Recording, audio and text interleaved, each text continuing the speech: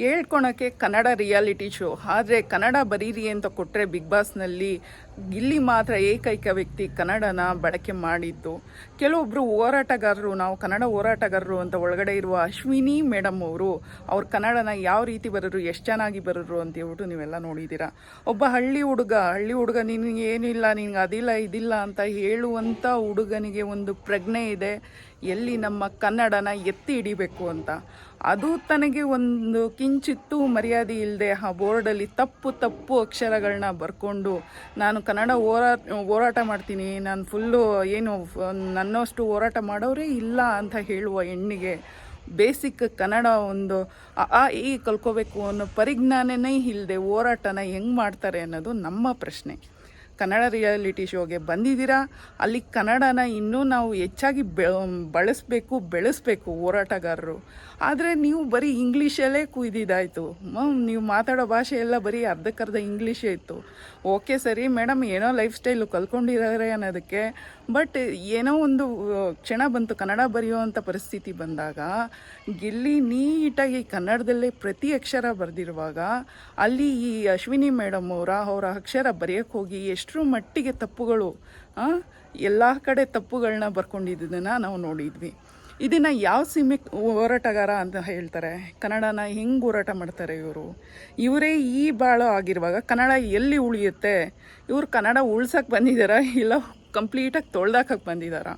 ಕನ್ನಡ ಅಂದರೆ ಒಂದು ಹೆಮ್ಮೆ ನಮಗೆಲ್ಲ, ಅದೇ ಅಷ್ಟು ಮುದ್ದಾದ ಭಾಷೆನ ನಿಮಗೆ ಕಲಿಯೋಕ್ಕಾಗಿಲ್ಲ ಅಂದರೆ ನೀವು ಯಾಕೆ ಹೋರಾಟಗಾರರಾಗಿದ್ದೀರಾ? ನಿಮಗೆ ಒಂದು ಸ್ಟೇಜ್ ಸಿಕ್ಕಿದೆ, ಕನ್ನಡನ ನಾವು ಹೋರಾಟಗಾರರಾಗಿ ಎಷ್ಟು ಚೆನ್ನಾಗಿ ಕನ್ನಡನ ನಾವು ಬಳಸ್ಕೋಬೇಕು, ಎಲ್ಲರಿಗೂ ಒಂದು ಕಲಿಸ್ಬೇಕು ಅನ್ನೋದು ಬರಬೇಕು ಮೊದಲು. ಯಾವುದೂ ಇಲ್ಲ.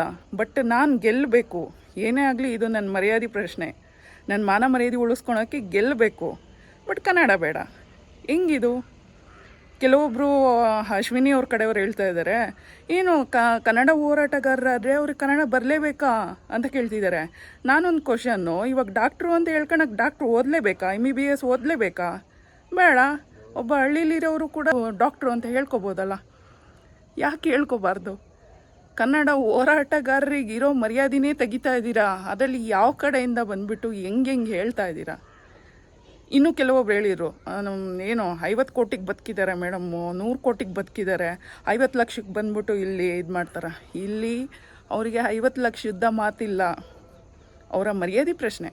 ಅದಕ್ಕೋಸ್ಕರ ಯಾವ ಲೆವೆಲಿಗೆ ಬೇಕಾದ್ರೂ ಹೋಗಿ ಈ ಆಟನ ಗೆಲ್ಲಬೇಕು, ಒಂದು ಟ್ರೋಫಿ ಇಟ್ಕೋಬೇಕು ಅಂತ ಇದೆ.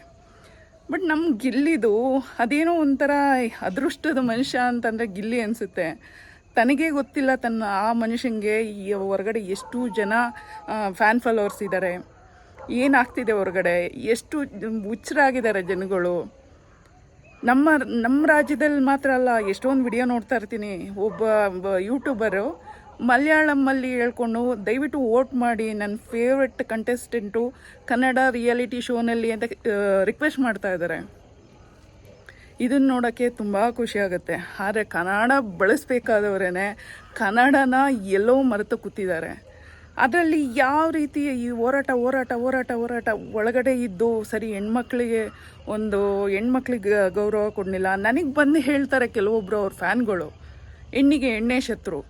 ಒಳಗಡೆ ನಿಮ್ಮ ಮೇಡಮ್ ಹೋರಾಟಗಾರ್ತಿಗೆ ಏನು ಮಾಡಿದ್ರಲ್ಲಿ? ಒಳಗಡೆ ಯಾವ ಹೆಣ್ಣಿಗೆ ಮರ್ಯಾದೆ ಕೊಟ್ಟು ಮಾತಾಡ್ಸಿದ್ದಾರೆ? ಯಾವ ಹೆಣ್ಣು ನಾವು ಸರಿ ಇವರು ತುಂಬ ನೀಟಾಗಿ ಮಾತಾಡ್ತಿದ್ದಾರೆ ಅಂತ ಎಲ್ಲಿ ತಡೆದು ಮಾತಾಡಿದ್ದಾರೆ? ಒಂದು ಪುಟ್ಟ ಹುಡುಗಿ, ಆ ರಕ್ಷಿತಾ ಅಂತ ಹುಡುಗಿನೂ ಕೂಡ ಬಿಡದೇನೆ ಎಂತೆಂಥ ಭಾಷೆ ಬಳಕೆ ಆಗಿದೆ ಒಳಗಡೆ. ಫ್ರೀ ಪ್ರಾಡಕ್ಟನ್ನು ಬಳಕೆ ಮಾಡುವಂಥ ವ್ಯಕ್ತಿಗೆ ನಾವು ಹೆಂಗೆ ಟ್ರೋಫಿ ಕೊಟ್ಬಿಟ್ಟು ಕೂರಿಸ್ಬೇಕು?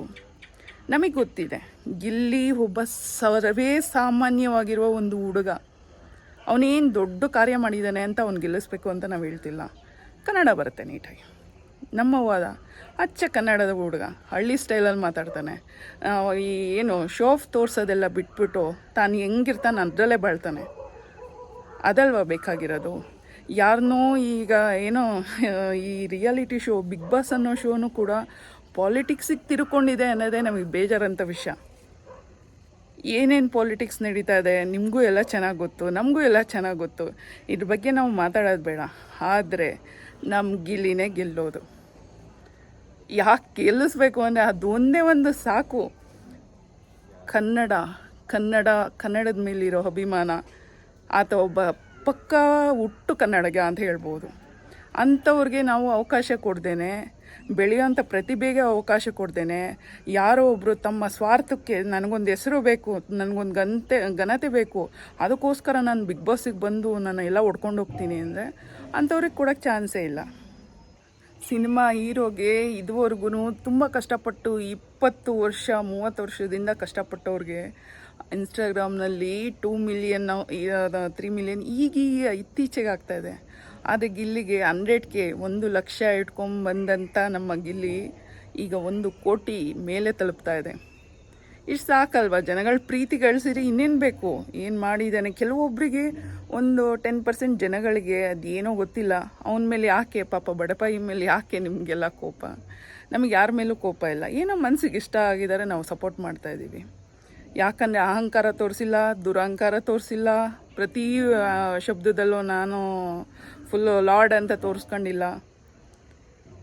ಆತನಿಗೆ ಬರೋದು ಕಾಮಿಡಿ ಮಾಡ್ಕೊಂಡು ಬಂದಿದ್ದಾನೆ, ಕಾಮಿಡಿಯಾಗಿದ್ದ. ಅವನ ಆಚೆಯಿಂದ ಹೋದಾಗಲೂ ಕಾಮಿಡಿಯನ್ನೇ, ಒಳಗಡೆ ಇದ್ದಿದ್ದು ಕಾಮಿಡಿಯನ್ನೇ. ಬಟ್ ಕೆಲವೊಬ್ಬರು ಒಳಗಡೆಯಿಂದ ಬಂದಿದ್ದೇ ಬೇರೆ, ಹೆಸರಿಟ್ಕೊಂಡು ಬಂದಿದ್ದೆ, ಒಳಗಡೆ ಇದ್ದಿದ್ದೇ ಬೇರೆ. ಅವ್ರ ಗೌರವ ಕೇಳ್ಕೊಳಕ್ಕೆ ಏನೇನು ಮಾಡಬೇಕು ಎಲ್ಲ ಮಾಡ್ಕೊಂಡಿದ್ದಾರೆ. ಇದರಲ್ಲಿ ಹೆಚ್ಚಿನ ಭಾಗ ಯಾರಿಗೆ ಬರುತ್ತೆ? ಒಬ್ಬ ಹಳ್ಳಿ ಹುಡುಗ ತನ್ನ ಭಾಷೆನ ಎತ್ತಿಡಿತಾ ಇದ್ದಾನೆ, ತನ್ನ ಭಾಷೆನ ಒಂದೊಂದು ಅಕ್ಷರನೂ ಮುತ್ತಂಗಿದೆ. ಇದು ಖುಷಿ ತಂತು. ಒಂದು ಹೋರಾಟಗಾರ್ತಿಗೆ ಕನ್ನಡ ಬರೆಯೋಕ್ಕೆ ಬರಲ್ಲ, ಇದನ್ನು ಇಟ್ಕೊಂಡು ವಾದ ಮಾಡ್ತಿರಲ್ಲ, ನೀವೇ ಗ್ರೇಟ್. ಇದು ಇವತ್ತಿನ ನಮ್ಮ ವಿಡಿಯೋ. ಯಾರು ವೋಟ್ ಮಾಡಿಲ್ಲ ದಯವಿಟ್ಟು ವೋಟ್ ಮಾಡಿ. ಕೊನೆ ಅಂತಿಮ ಕ್ಷಣಕ್ಕೆ ತಲುಪ್ತಾ ಇದ್ದೀವಿ ಅಂತ ಹೇಳೋಣ. ಗಿಲ್ಲಿನೇ ಗೆಲ್ಲೋದು, ದಯಮಾಡಿ ಹೈಯೆಸ್ಟ್ ವೋಟಲ್ಲಿ ಗೆಲ್ಸೋಣ. ಅದು ಗಿಲ್ಲಿಗೂ ಖುಷಿ ಆಗುತ್ತೆ, ನಮಗೂ ಖುಷಿ ಆಗುತ್ತೆ. ನಮ್ಮ ವಿಡಿಯೋದಲ್ಲಿ ಏನಾದ್ರು ತಪ್ಪಿದೆ ಕ್ಷಮಿಸಿ. ಹಾಗೆ ಯಾರ್ಯಾರು ಸಪೋರ್ಟ್ ಮಾಡ್ತಿದ್ದೀರಾ ನಮಗೆ ತುಂಬ ಧನ್ಯವಾದ. ಎಷ್ಟೊಂದು ಜನ ನಮ್ಮ ಮನಸ್ಸಿನ ಮಾತು ನೀವು ಹೇಳ್ತಿದ್ದೀರಾ ಅಂತೀರಾ, ನನಗೆ ಸಿಕ್ಕಾಪಟ್ಟೆ ಖುಷಿ ಆಗುತ್ತೆ. ನಿಮ್ಮ ಮನಸ್ಸಿನ ಮಾತನ್ನು